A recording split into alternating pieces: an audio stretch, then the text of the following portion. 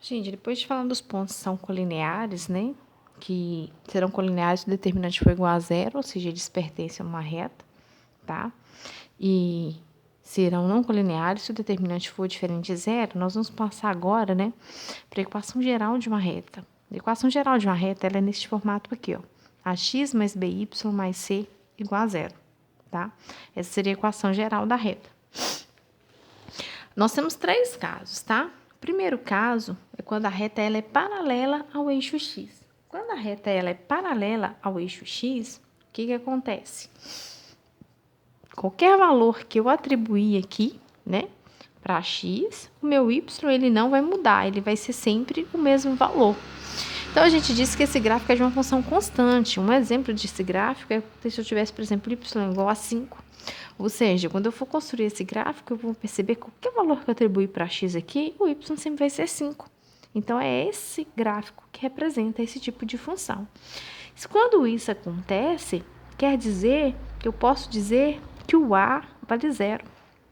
Se o a vale zero, que acompanha o x aqui, né? Porque o x não tem valor para x, porque o valor de x, qualquer valor de x, o y vai ser sempre zero, eu vou dizer que vai sobrar aqui, ó, by mais c igual a zero. Então, a gente diz que y vai ser igual a menos c sobre b. E seria, né, esse primeiro caso. O segundo caso, a gente disse que a reta ela é paralela ao eixo y. Quando a reta é paralela ao eixo y, quer dizer que para qualquer valor de y, o meu x sempre vai ter o mesmo valor. Ou seja, a gente disse que neste caso, o b vale zero. Se o b vale zero, sobrou ax mais c igual a zero. Então, o x aqui vai ser menos c sobre a, tá? Seria o segundo caso, característica, né? Aqui, representa, seria o x igual a 2, x igual a menos 5. Seria o tipo de gráfico que a gente teria, tá? No terceiro caso, quer dizer que a reta passa pela origem. Quando a reta passa pela origem, eu tenho esse tipo de gráfico aqui, né? Esse tipo de gráfico está um gráfico mais parecido com uma função de primeiro grau. Esses aqui também são funções de primeiro grau, só que são constantes, né? Aqui seria aquele caso que quando ele passa pela origem, a gente não tem o valor de b lá, se eu considerar, né, y igual a x mais b. Que no nosso caso aqui seria o c. Eu não tenho o valor de c, porque ele não intercepta o eixo y em nenhum momento, tá? Se eu não tenho o valor de c, quer dizer que a minha função seria, né, o gráfico ax mais by igual a zero, para este caso aqui. Então, como exemplo, nós vamos, né, eu tenho esses pontos aqui, eu quero que você determine a equação da reta, que representa determine a equação geral da reta, que passa por esses dois pontos, tá? Esse seria o objetivo. Para eu achar a equação geral da reta que passa por esses dois pontos, nós vamos utilizar a formulazinha do determinante, ok? No primeiro momento. Vou substituir na fórmula. Como que eu vou substituir na fórmula, tá? Vai ficar x, y e 1, ok? Porque eu quero achar uma equação, eu não vou substituir os 3 pontos, eu vou substituir apenas 2, tá? Porque se eu substituir apenas 2 pontos aqui, eu vou conseguir encontrar uma lei, né? Ou seja, uma função que vai representar esses pontos aqui, que passa por esses pontos e que vai representar infinitos pares ordenados x e y, que também vai passar por aqueles pontos, porque uma reta ela é infinita, tá? Então, eu vou deixar o x e y representado, porque eu quero achar uma função genérica que represente uma reta que passa por esses dois pontos. Então, eu vou substituir os outros dois pontos, que é 1 e 2, e 1 aqui, 3 e 1, e 1 aqui. E vou calcular este determinante, tá? E esse determinante tem que ser igual a zero.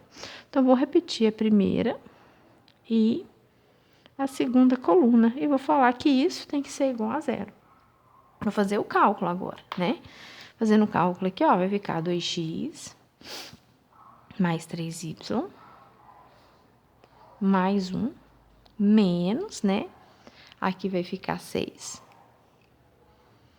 mais x e mais y.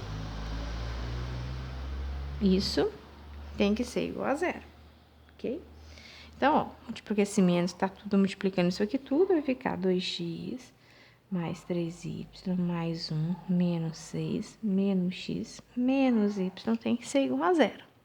Então, eu faço 2x com menos x, vai sobrar x. 3y com menos y, mais 2y. E mais 1 com menos 1 vai ficar menos 5. Isso tem que ser igual a zero. Então, quer dizer que essa é a equação geral da reta que passa pelos pontos A e B, ok? Então, neste formato, a gente chama de equação geral. Então, uma forma de achar, de determinar a equação geral de uma reta, tá? Se eu conheço dois pontos, basta eu substituir aqui, calcular o determinante, né? Falar que o determinante tem que ser igual a zero, substituir os dois pontos aqui, eu vou encontrar essa equação geral da reta. Gente, continuando aqui, né, a nossa matéria, nós vamos ver agora, tá? A parte de inclinação e coeficiente angular de uma reta, tá? Eu tenho aqui, né, plano cartesiano, tem uma reta, ela tem uma inclinação, ok? Essa inclinação que é o ângulo, ok? Chamado de alfa, ok? E esse ângulo, essa inclinação determina o coeficiente angular da reta, tá?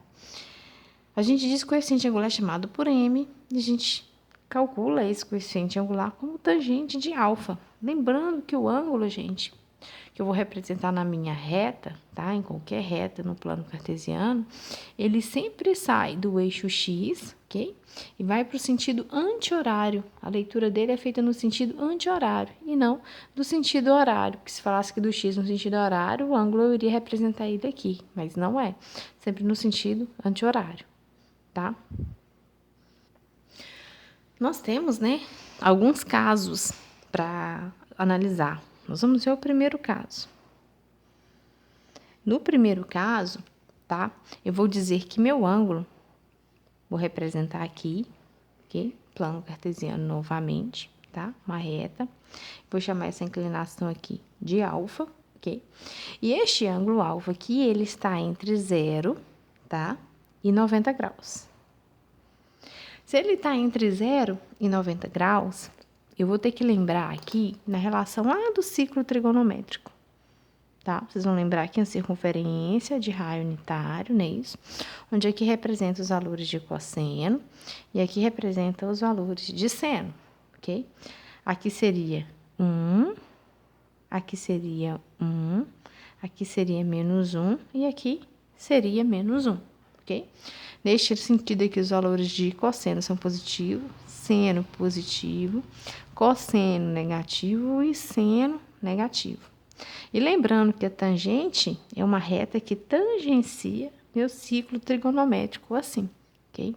Então, aqui seria a tangente. Então, o que eu vou pensar aqui? Se o meu ângulo, ok, ele está neste sentido aqui, vou chamar que o ângulo alfa, ele está aqui, né? Ele está na parte, digamos assim, positiva, né? Da minha tangente, porque a tangente aqui a gente diz que ela é positiva, e a tangente aqui a gente diz que ela é negativa, ok? Então, vou analisar o seguinte, este ângulo alfa aqui, vocês concordam que essa inclinação, né? Ela está entre 0 e 90, ela não vale nem 0 e ela nem vale 90. É um ângulo que está entre 0 e 90 graus. É um ângulo agudo. Então, quando isso acontece, qual que é o valor para a tangente? Ou seja, qual que é o valor do meu coeficiente angular? Ele vai ser um valor positivo ou um valor negativo, tá? Então, como que eu analiso a tangente no ciclo trigonométrico? Eu pego aqui, né, essa inclinação alfa, e eu vou prolongar, tá, este segmento aqui, beleza? Este tamanhozinho aqui, olha só, desse prolongamento até aqui, me dá o valor da tangente. Esse valor aqui é o valor da tangente. A tangente, neste caso aqui, está no sentido positivo. Se a tangente é positiva, quer dizer que o coeficiente angular, neste caso aqui, ele é o quê? Maior do que 0, tá? Agora, a gente vai analisar o segundo caso. No segundo caso, o que acontece? Vou analisar, tá, um gráfico onde a minha inclinação aqui, meu alfa, ok? Ele é um ângulo obtuso. Ou seja, é um ângulo que está entre 90 graus e 180 graus, tá? Se esse ângulo está entre 90 e 180 graus, o que acontece? No ciclo trigonométrico, ao invés dele estar aqui, vamos fazer um outro ciclo aqui para a gente comparar, né? Fazer um menorzinho um pouquinho aqui, tá? Ele vai estar aqui, ó. A minha inclinação agora é essa aqui, ó. Ok? Então, este ângulo saiu aqui do 0, 90, e passou de 90 graus, mas não chegou a 180. Então, ele está entre 90 e 180. Neste caso, como que eu vou determinar a minha tangente, tá? Analisando aqui a tangente, né? Ela tangencia o ciclo trigonométrico aqui. Para eu poder analisar o valor dela, eu vou prolongar, ok? Este segmento aqui.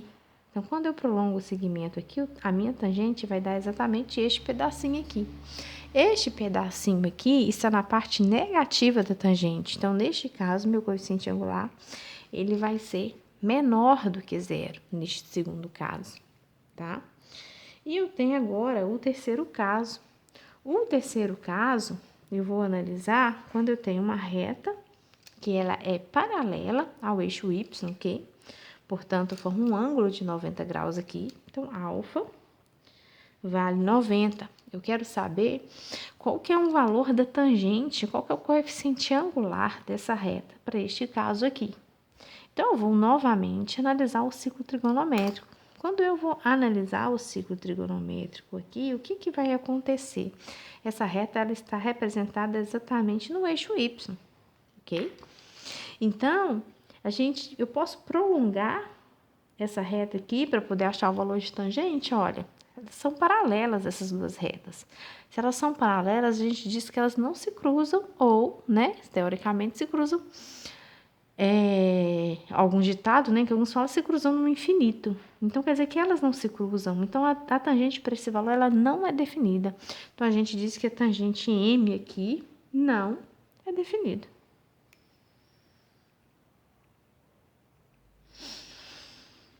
Para esse caso aqui, não existe tangente, tá? Agora, nós vamos analisar o quarto caso. O quarto caso e o último caso é quando eu tenho uma reta que ela é paralela ao eixo x, ok? Se ela é paralela ao eixo x, quer dizer que neste caso aqui, meu alfa, ele vale 0 graus.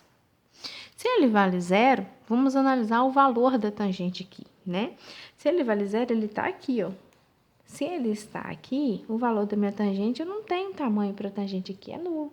A gente diz que o m vale 0. Então, são, né, os 4 casos aqui são casos importantes que vocês precisam relembrar no ciclo trigonométrico para poder analisar os valores da tangente, tá?